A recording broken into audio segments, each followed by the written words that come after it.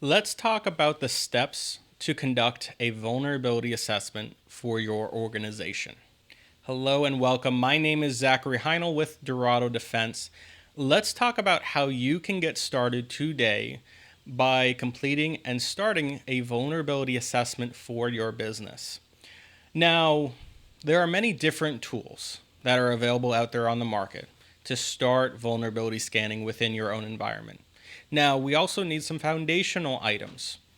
Typically, you start with a network inventory. You either need a list of your subnets that your computer or technical folks use for your network, and you have a list of IP addresses, or you have at least a list of host names that you're interested in completing a vulnerability assessment against. Now, when we're talking about an assessment, I'm talking about a vulnerability scan that is an automated scan, so you can get a fingerprint on where your business is at as far as configurations, as far as exposure, and where you're at with patching and vulnerabilities in your environment. Now, there are different tools that you can use, some on the free side and some that are a bit pricier.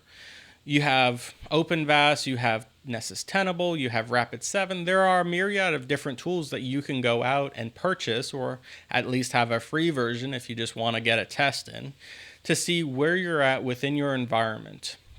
Now, when you get that scan back, you can typically tune the scan to be very intrusive. They can be authenticated, which means basically the scan will have an actual user it can log into that system with to do a deeper check, or you can just do a surface scan of, hey, what's available from an external perspective, from a hacker's perspective that hasn't gotten into that system yet. So there are a few different aspects or ways that you can go about it. And one thing to keep in mind is that vulnerability scans can impact production systems. They can have adverse effects. So take it with a grain of salt, be protective, and be a little cautious when you're doing this for the very first time, especially against production systems. My recommendation would be start out in non-production, your test, your QA servers and systems, potentially some test endpoints that you have lying around that were just configured but nobody's actually using yet.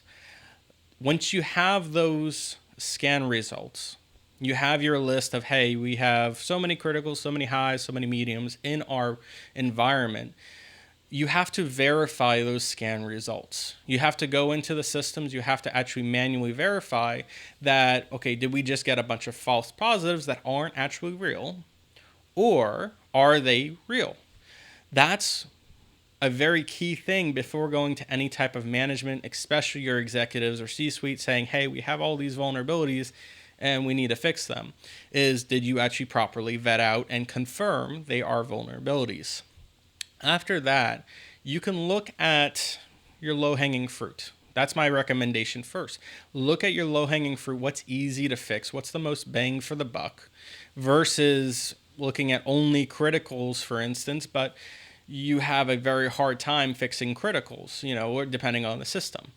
So keep a holistic mindset when it comes to looking at vulnerability reports and the risk related, because you might have one system that has a critical, but you have 99 systems with a medium.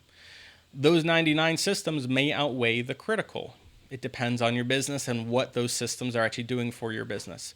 My name is Zachary Heinel with Dorado Defense. If you have any questions about this, I'd love to talk. Drop a comment below or reach out to me on doradodefense.com. Have a great day.